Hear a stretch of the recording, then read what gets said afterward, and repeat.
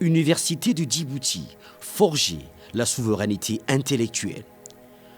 Former des ingénieurs, des médecins, des enseignants, des chercheurs, des cadres pour l'administration et les entreprises. L'enseignement supérieur est l'un des leviers les plus puissants pour préparer l'avenir d'un pays. L'aventure de l'enseignement supérieur a débuté à Djibouti en 1990 avec la création des premiers BTS qui se faisaient au lycée d'État. Et donc, c'était des BTS pour le domaine tertiaire.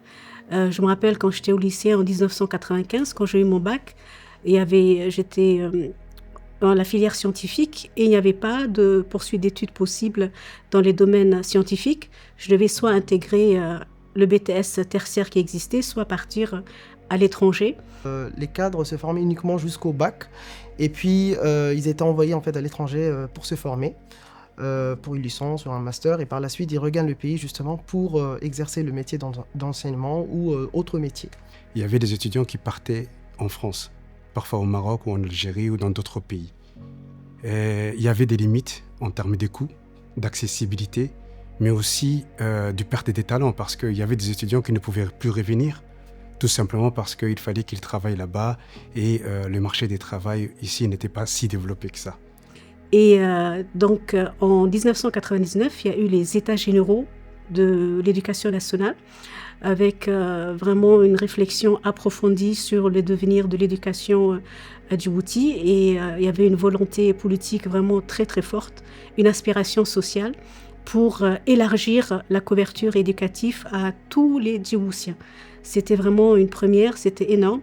Et dans la lancée, donc dans la foulée des États généraux de 1999, il y a eu création du pôle universitaire. Donc le pôle universitaire, c'était un enseignement supérieur, mais qui dépendait entièrement des universités partenaires étrangères. C'est habité par un sentiment de grande fierté que j'ai l'honneur d'inaugurer en votre compagnie le pôle universitaire de notre pays, cette fenêtre sur la République de Djibouti de demain. La mise en valeur de nos ressources humaines constitue l'objectif majeur de mon action. Elle occupe la première place dans la stratégie que je préconise en tant que moyen de modernisation capable de permettre à notre pays de relever les défis présents et à venir.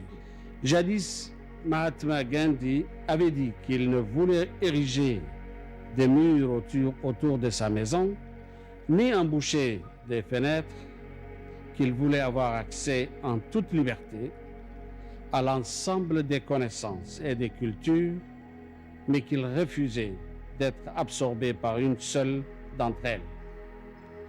Mesdames et messieurs, au-delà de la chose promise et au-delà de l'utopie après 23 ans d'indépendance, avec l'inauguration du pôle universitaire qui préfigure notre université, nous posons aujourd'hui les fondations de cette maison de l'éducation et de l'enseignement qui est l'âme de notre peuple et l'essence même de son identité. Elle reflètera notre histoire, nos valeurs, nos rêves et notre vision du monde. De plus, elle tiendra une place privilégiée dans le cœur et la vie de nos concitoyens. Ce qui concerne notre avenir universitaire, d'après une certaine rumeur, sur le bac, il paraît qu'il sera nationalisé. Alors, bien qu'il ait une équivalence française, nous voudrions savoir quelles sont vos mesures prises pour que notre bac reste valide pour la poursuite de nos études universitaires afin de nous satisfaire.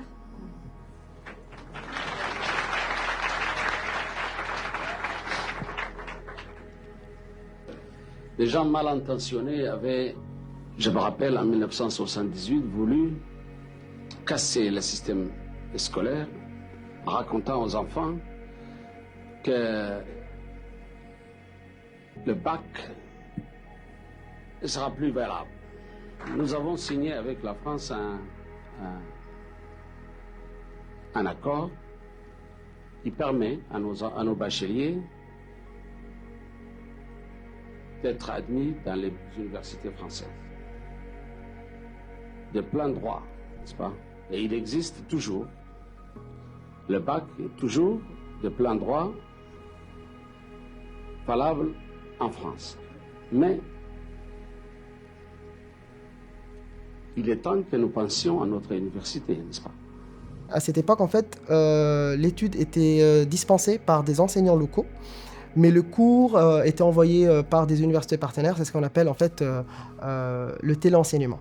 Donc c'était très difficile pour les étudiants. C'est pour ça que ça n'a pas eu Il n'y avait pas beaucoup d'étudiants en 2002. Si mes souvenirs sont bons, il y avait à peine 400 étudiants. C'était très limité et en plus, ils pouvaient aller jusqu'au DUG. Et en troisième année de licence, ils devaient partir à l'étranger. Et puis, à partir de 2006, et ça, c'était vraiment une volonté de la part du président de la République, M. Ismaël Omar Guelleh, il a vraiment décidé de créer l'université de Djibouti. Lorsque le président de la République avait décidé d'ouvrir une université à Djibouti, c'était tout d'abord, personne n'y croyait d'abord. En tant qu'étudiant, je n'y croyais pas beaucoup. Mais après, j'ai vite compris que c'était une réussite pour nous parce que je ne voulais pas quitter ma famille. Je voulais vraiment avoir la filière que je souhaitais ici à Djibouti. Et c'est à ces moments-là que j'ai compris que j'avais ces chances de faire ce qu'on a à l'époque la filière mathématique. Du coup, en 2006, il y a eu la volonté de créer une université nationale de plein exercice. L'année clé, c'était vraiment 2006. Le but, c'était en fait de diversifier plusieurs domaines, notamment dans l'économie, lettres, sciences, technologies, etc., etc. Mais à cette époque, en 2006, en fait, encore le ministère de l'enseignement supérieur n'a pas été encore créé. Et puis en 2011, justement, au deuxième mandat encore du président de la République, M. Ismaël Omar Guelleh, il avait vraiment la volonté à ce que cette université soit développée, doit être justement, comment on appelle ça, ouverte sur plusieurs domaines. Et c'est justement en 2011 que le ministère de l'enseignement supérieur de la recherche qui a été créé et justement l'université de Djibouti devient sous sa tutelle. Chaque parent veut tout d'abord la réussite de son enfant et chaque enfant est différent. Donc chacun voulait une spécialité bien spécifique. Par exemple, il y avait ceux qui voulaient faire de la médecine, d'autres qui voulaient faire de l'ingénierie, d'autres de mathématiques, d'autres qui voulaient faire de la biologie. Et lorsque les parents ont vu qu'il y avait certaines filières qu'ils pouvaient facilement avoir en interne, c'était beaucoup plus facile pour eux de pouvoir les inscrire à l'université de Djibouti que de les envoyer. barta injineernimada ee jaamacadda Djibouti madaxweynaha jamhuuriyadda mudane Ismaaciil Umar Guelleh oo ay wehelinayso marwada koobaad ee dalka ahna gudoomiyaha ururka qaranka haweenka reer Djibouti ee UNFD Marwe Khadre Maxamuud Xayd ayaa kolkii uu soo gaaray xarunta jaamacadda waxa ku soo dhaweeyay wasiirka tacliinta sare iyo cilmi baarista Dr. Nabil Maxamed Axmed dhammaan xubnaha xukuumadda oo ugu horeeyo ra'iisul wasaaraha jamhuuriyadda Cabdulqaadir Kaamil Maxamed ayaa iyaguna ka qayb qaateen munaasabadda gudoomiyaha golaha baarlamaanka Idris Arnaoud Ali mas'uuliyiinta sare maamulka jaamacadda gudoomiyaha jaamacadda Djibouti Dr. Jaamac Maxamed Xasan waalidada ardayda iyo ardayda waxbarashadooda heerka jaamacadeed ka bilaabaya kulliyadda injineernimada lagu barto iyo marti sharaf kale oo badan ayaa ka qayb qaatay maanta munaasabadda dhaqaajinta furitaanka kulliyadda injineernimada lagu barto ee jaamacadda Djibouti. Les hauts cadres de cette époque, ils étaient également très jeunes. Donc ça aurait pu être un désavantage, mais en fait ça a été un avantage parce que ces jeunes cadres, ils avaient peur de rien. Ils étaient très ambitieux. Donc, ils ont décidé de créer vraiment des contenus pédagogiques contextualisés. Durant une dizaine d'années, on travaillait à la fois sur comment gouverner et diriger une université, parce qu'on n'avait pas d'expérience. C'était la première université du pays. Donc, on réfléchissait sur la gouvernance, quel organigramme, qui va diriger ceci, quel besoin, etc. Et en même temps, on travaillait sur l'amélioration des contenus. Donc, 10 ans pour la gouvernance. La décennie suivante, c'était vraiment améliorer les contenus pédagogiques pour qu'ils soient vraiment très professionnels, très adaptés. Et en 2011, on passe de 5-6 filières à 18 filières. Et encore, en évoluant dans le temps, en fait, là maintenant, on passe de 18 filières. On a même maintenant la masterisation. On a 10 masters ont été créés à l'université. Aussi, former les étudiants dans une langue étrangère. Nous avons compris par la suite que les étudiants djiboutiens avaient cette facilité d'apprendre des langues étrangères. À la faculté d'ingénieur où je suis le doyen, donc l'enseignement s'est fait en anglais. Et les étudiants qui sont sortis après leur cursus ingénieur ont eu cette chance que les autres djiboutiens étudiants n'ont pas eu, c'est de partir dans les pays régionaux et y travailler. Les étudiants de la faculté d'ingénieur ont eu cette chance d'apprendre une autre langue, d'étudier dans la langue en anglais, et aujourd'hui, ils sont compétitifs. Mais par la même occasion, nous avons aussi recruté des autres étudiants de la région pour venir s'inscrire dans les filières d'excellence, comme en médecine ou en ingénierie, leur permettre aussi d'apprendre les métiers de demain, comme l'énergie, la santé, et la chimie, l'environnement, et avec tous ces panels de filières d'excellence. Nous avons eu des étudiants éthiopiens, des étudiants de la Somaliland, Hargeisa, ou encore des Jigjiga, toujours en Éthiopie.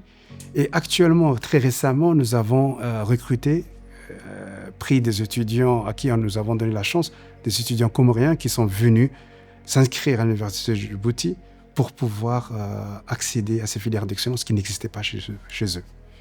Donc là, on est dans la 3e décennie où les objectifs de l'université de Djibouti, c'est se lancer dans la recherche avec une recherche structurée, toujours avec les mêmes objectifs en fait, qui est une recherche appliquée qui va aider, contribuer au développement du pays, contribuer aux nouveaux enjeux économiques du pays. Pourquoi ces filières ont été créées? C'est c'est pour former en fait des personnes qualifiées dans des domaines cibles que le pays demande en fait. Notamment, il y avait la logistique et le transport, le domaine de la science, la santé, la technologie. Donc justement, quand le sondage a été fait dans ce domaine-là, il a été justement jugé nécessaire d'ouvrir ou créer des filières dans ces domaines-là. Cela a permis non seulement à former des étudiants, mais aussi les insérer directement dans le marché du travail. Par rapport à la recherche, le rôle actuel de la recherche, c'est très important à l'Université de Djibouti. Et nous sommes dans cette décennie de la recherche.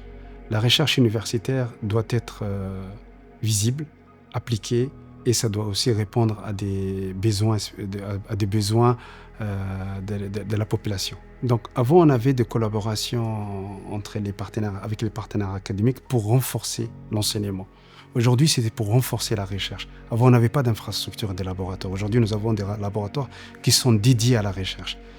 Premièrement, c'est quelles sont les problématiques. Nous avons des laboratoires, des centres de recherche qui réfléchissent sur quels sont les problèmes actuels que Djibouti connaît. Nous avons des thématiques bien ciblées, comme par exemple ce qu'on avait dit, c'est l'environnement, la santé, l'énergie.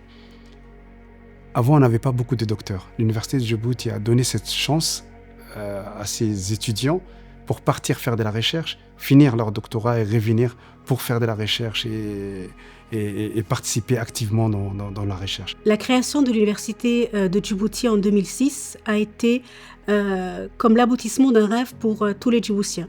Tout bachelier djiboutien pouvait enfin accéder à des études universitaires. Depuis 2006, l'effectif en tout cas des étudiants est passé de 226 à 12 000 étudiants.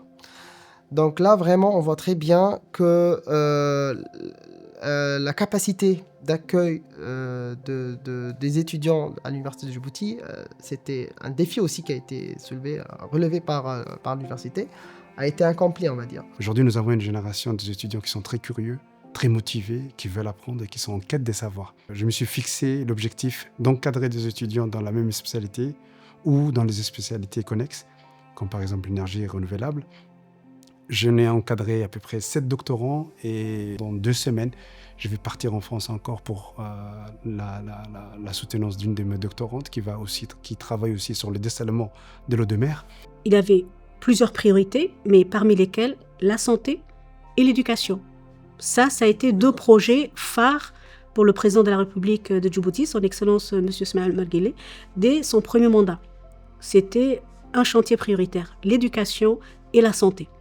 Et ça a eu un impact considérable sur la vie des Djiboutiens, qui ont vu leur environnement complètement transformé.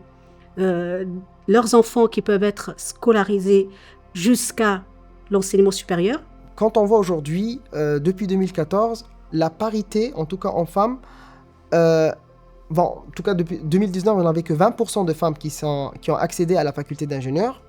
Et là maintenant, on est presque à 40%. Donc là, ça se voit très bien qu'il y a quand même une volonté de filles djiboutiennes aujourd'hui de faire des cursus dans le domaine technologie et sciences, et voilà, sciences dures, on va dire. L'université doit être le miroir des ambitions du peuple. C'est nous le peuple, les enseignants, les chercheurs et les étudiants. C'est nous qui devons donner ces valeurs pour que Djibouti, encore une fois, profite de ses savoirs, de nos savoirs et de notre compétence. Et donc, parmi les partenariats de l'Université de Djibouti, on peut par exemple citer l'Université d'agriculture de Tokyo, au Japon, avec qui nous travaillons sur un programme de formation, mais surtout sur un programme de recherche, qui est le développement de l'agropastoralisme à Djibouti. On a des partenariats de recherche, mais également des partenariats d'enseignement. Parmi les partenariats d'enseignement, je pourrais par exemple citer l'Université de Clermont-Ferrand, notamment le laboratoire de mathématiques Blaise Pascal, qui contribue énormément aussi bien dans le développement de maquettes de formation en adéquation avec le marché du travail djiboutien, mais également des programmes de master.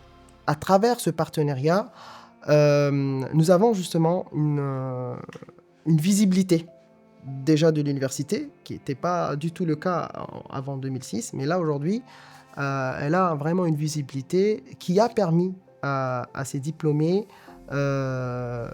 d'être un peu, on va dire, connus dans la région et dans les autres pays. Aujourd'hui, l'Université de Djibouti, toujours via la faculté d'ingénieurs, nous avons des partenariats avec Boston University, avec Michigan University, pas qui ne nous apprennent pas à rédiger, mais qui facilitent cette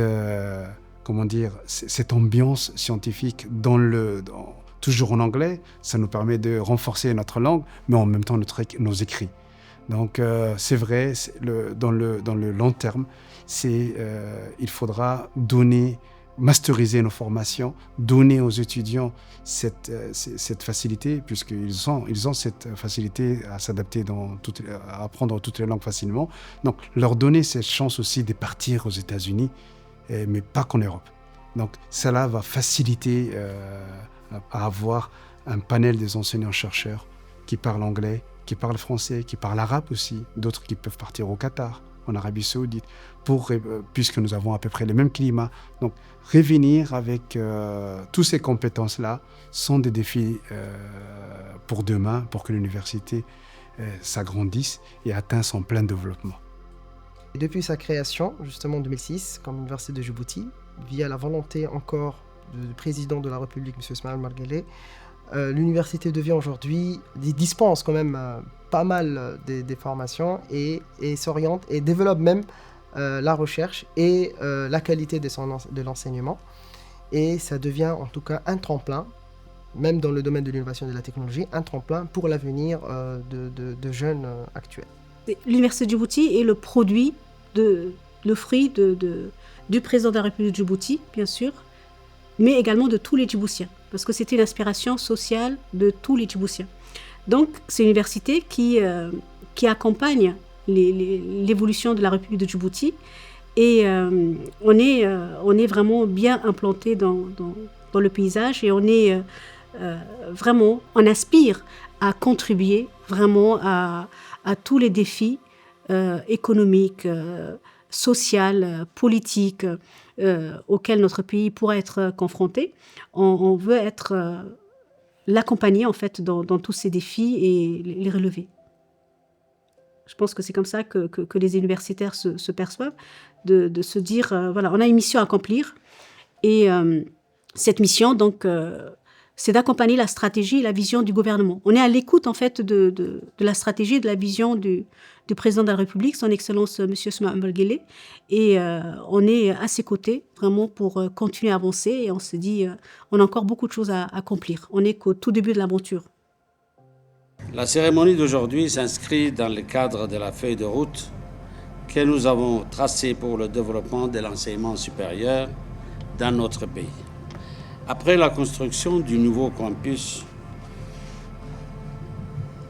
de Djibouti, il y a un peu plus d'1 an, après la mise en place d'un centre d'excellence en logistique et transport, il y a quelques mois, nous ajoutons aujourd'hui un nouvel élément à l'édifice du savoir national, avec toujours le même objectif, offrir à nos étudiants un cadre de qualité propice à une formation de haut niveau. Nous poursuivons en cela notre ambition initiale de renforcement des capacités. Ces renforcements des capacités, aussi bien en qualité qu'en quantité qu'en qualité, sont des besoins impératifs que nous devons satisfaire, car ils conditionnent avant tout le développement socio-économique de notre pays.